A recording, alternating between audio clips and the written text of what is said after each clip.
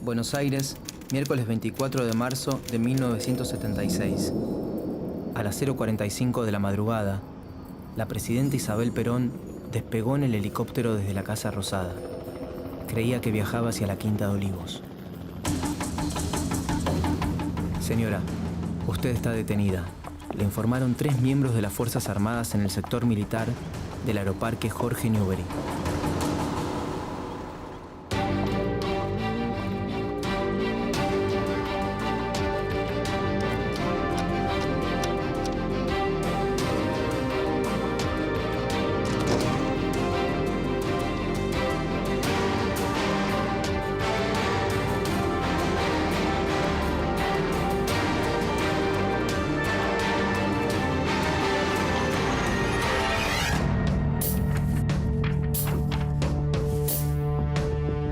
El 24 de marzo de 1976, las Fuerzas Armadas argentinas derrocaron el gobierno constitucional de María Estela Martínez de Perón.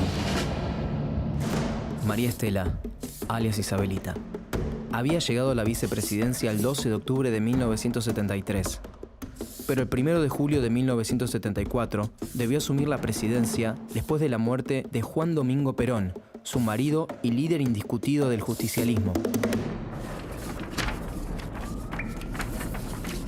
La Argentina arrastraba un periodo de proscripciones, regímenes militares y democracias condicionadas de 20 años, que solo se quebró con las elecciones libres de marzo de 1973, en las que ganó Héctor Cámpora. Trataré con honestidad de hacer lo que el pueblo quiere. Unos meses más tarde, Perón asumía su tercera presidencia y tras su muerte, el país se quedó sin la única figura que podía garantizar la legitimidad institucional. La situación política estaba fuera de control y empeoraba con cada acción del gobierno de Isabel. Pero además, Argentina estaba rodeada de dictaduras. Y los militares comenzaban a filtrarse cada vez con mayor fuerza en las decisiones de Estado. El 5 de febrero de 1975, el gobierno de Isabel firmó el famoso decreto de aniquilamiento de la subversión, dando inicio al operativo Independencia. De este modo, en la selva tucumana, las Fuerzas Armadas ensayaron sobre los militantes del ERP, Ejército Revolucionario del Pueblo, los métodos violentos de secuestro, torturas y asesinato que luego utilizarían de manera sistemática en todo el país durante la dictadura. Desde fines de 1975, la tensión crecía día tras día, tanto que el gobierno adelantó las elecciones como modo de resolver la crisis política y social. Sin embargo, desde las redacciones, los diarios sugerían en portadas y editoriales otra solución. Las 3 fuerzas usaron los medios de comunicación con el fin de instalar en las calles que las armas eran el único recurso para salvar al país y devolver el orden. Pero no estaban solas. Recibían el apoyo de las corporaciones empresariales y también de gran parte de la sociedad, que esperaba, como respuesta a la incertidumbre general, la destitución de Isabel Perón. El 24 de marzo a la madrugada, las Fuerzas Armadas tomaron la Casa Rosada.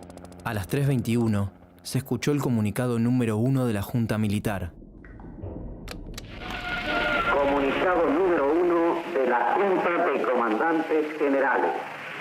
Se comunica a la población que a partir de la fecha el país se encuentra bajo el control operacional de la Junta de Comandantes Generales de las Fuerzas Armadas.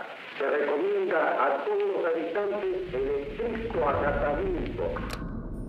La Junta Militar designó como presidente de facto a Jorge Rafael Videla.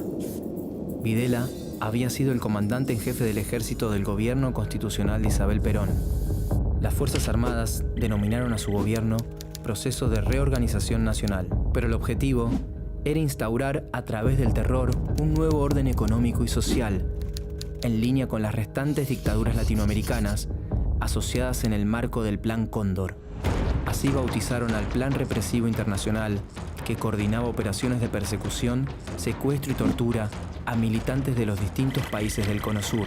Los servicios de seguridad de Argentina, Chile, Bolivia, Paraguay, Uruguay y Brasil eligieron la imagen del ave característica de los Andes para sellar un pacto siniestro.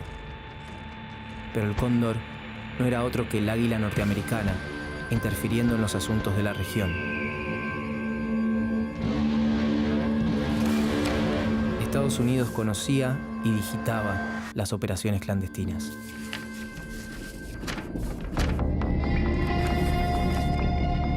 La dictadura llevó adelante una reforma del Estado que destruyó su capacidad de intervención y sus políticas distributivas, reemplazándolas por el mercado. José Alfredo Martínez de Hoz ocupó el Ministerio de Economía durante el gobierno de Jorge Rafael Videla. El ministro mantenía relaciones estrechas con el poder económico nacional e internacional. Se eliminaron los controles sobre la actividad financiera, favoreciendo la especulación, y se abrieron los canales para la importación bajo la excusa de hacer más competitiva la industria local. Quienes no pudieron competir con los productos internacionales debieron cerrar sus empresas, situación que provocó un aumento del desempleo. Las medidas económicas multiplicaron por 5 la deuda externa, que subió de $8.000 millones en 1976 a más de $45.000 millones en 1983. La dictadura usó la fuerza y el terror para implantar un modelo económico liberal. Todo aquel que cuestionaba o se oponía a las políticas del régimen estaba en peligro de muerte. Los llamados grupos de tareas, formados por militares, policías o paramilitares, irrumpían y destruían domicilios particulares con total impunidad. Luego detenían y secuestraban, o muchas veces fraguaban enfrentamientos para justificar el asesinato de las víctimas. Desde el exterior, los exiliados denunciaban las violaciones a los derechos humanos que se vivían en el país. Pero ninguna dictadura se sostiene sin la complicidad de sectores civiles. Hubo dirigentes políticos que aceptaron cargos ministeriales, obispos que justificaron la represión y sacerdotes que absolvieron a torturadores o participaron de interrogatorios ilegales. También hubo empresarios beneficiados por la política neoliberal que apoyaron a las Fuerzas Armadas y una sociedad que en la mayoría de los casos aceptó y vio con buenos ojos al gobierno militar. Los medios de comunicación se convirtieron en piezas funcionales a la dictadura, en especial cuando en 1978 se organizó el Mundial de Fútbol para mostrar un país sin conflictos y en paz. Los argentinos somos derechos y humanos, decían las propagandas.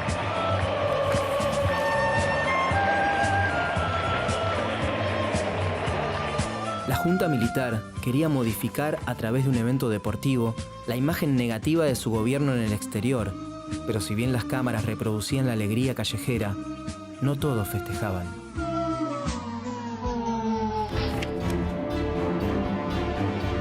A través del terrorismo de Estado, las Fuerzas Armadas implementaron una política de terror sistemático que funcionó de forma totalmente ilegal y en contra de la población. Todos estaban comprometidos, desde los altos mandos hasta los rangos más bajos. De manera clandestina, utilizaban una red de centros de detención en todo el país, donde miembros de las 3 fuerzas torturaban, obligaban a dar a luz a las mujeres secuestradas, les robaban sus hijos y los asesinaban. El régimen buscaba quebrar a los detenidos para que dieran información sobre sus compañeros de militancia. En la Argentina, funcionaron más de 500 centros clandestinos de detención, tortura y exterminio. El objetivo de su existencia no solo era violentar a los secuestrados, sino también que el terror llegara al resto de la sociedad, para silenciarla, romper los lazos e impedir cualquier tipo de organización o resistencia. A fines de 1979, unos meses después de la visita de la Comisión Interamericana de Derechos Humanos a la Argentina, Videla respondió en una rueda de prensa cuál era la situación de los detenidos sin proceso. Pero mientras sea desaparecido, no puede tener ningún tratamiento especial. Es una incógnita, es un desaparecido.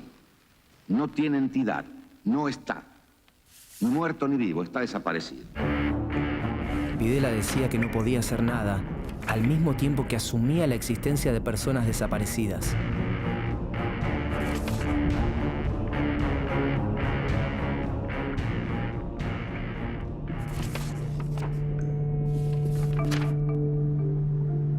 Ya en 1978, las madres de los desaparecidos intentaron oponerse a la dictadura. Se conocieron en los pasillos de los juzgados cuando buscaban información sobre los detenidos ilegales y empezaron a juntarse en la Plaza de Mayo para hacerse escuchar. Para reconocerse, se ataron un pañal blanco en la cabeza y como las manifestaciones en la vía pública estaban prohibidas, comenzaron a caminar, en ronda. Fueron una de las primeras en protestar a la vista de todos. Las madres de Plaza de Mayo hoy son un símbolo de resistencia en todo el mundo. El 29 de marzo de 1981, Videla renunció a la presidencia. Lo sucedió Roberto Viola, que fue reemplazado a fin de año por Leopoldo Fortunato Galtieri, uno de los autores intelectuales de Una guerra sin sentido. En 1981, la crisis económica provocó una inflación que llegaba a cifras incontrolables. La vida cotidiana se hacía muy difícil. De a poco, la sociedad comenzó a manifestarse. Para frenar el descontento social, la dictadura levantó la bandera de una causa legítima. El 2 de abril de 1982, el general Leopoldo Galtieri decidió desembarcar en las Islas Malvinas, en poder de Gran Bretaña desde el siglo XIX. En condiciones desfavorables, con ropa inapropiada y alimento insuficiente, los soldados argentinos, que habían recibido un mínimo entrenamiento, se enfrentaron solo con su valor ante la superpotencia. Margaret Thatcher decidió enviar tropas a las Islas Malvinas. Utilizó el enfrentamiento bélico para realzar su imagen, desgastada por los problemas económicos que enfrentaba su país.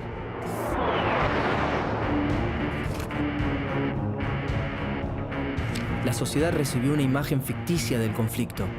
Cada información que se publicaba pasaba antes por el control de la censura. Si bien existieron matices, la mayoría de los argentinos se expresó a favor de la recuperación de las islas, pero fundamentalmente apoyaron a los más de 10.000 soldados de 18 años que las Fuerzas Armadas enviaron a las islas.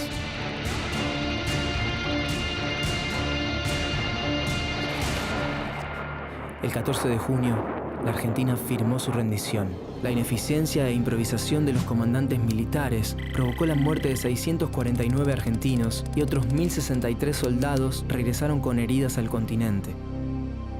La derrota en las islas aceleró la caída de la dictadura y permitió que salieran a la luz las violaciones a los derechos humanos que se cometieron durante el terrorismo de Estado.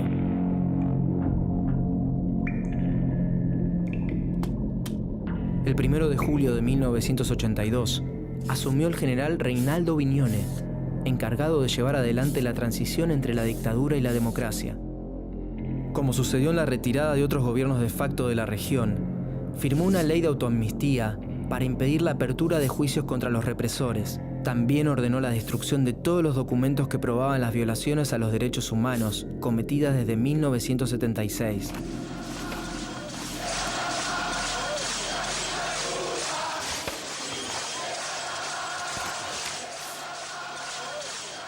El 30 de octubre de 1983, el radical Raúl Alfonsín, junto a su vice, Víctor Martínez, se impuso sobre la fórmula justicialista compuesta por Ítalo Luder y Deolindo Vittel.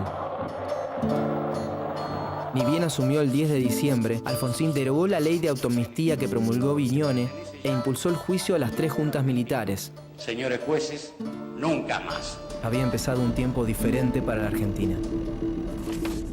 Los dictadores permanecieron en el poder por más de 7 años. Desde el terrorismo de Estado asesinaron, robaron identidades, destruyeron organizaciones y rompieron los lazos sociales con un fin específico: imponer por la fuerza un modelo económico de país que siempre perdía en las urnas. 1976-1983, Argentina, sus años más difíciles.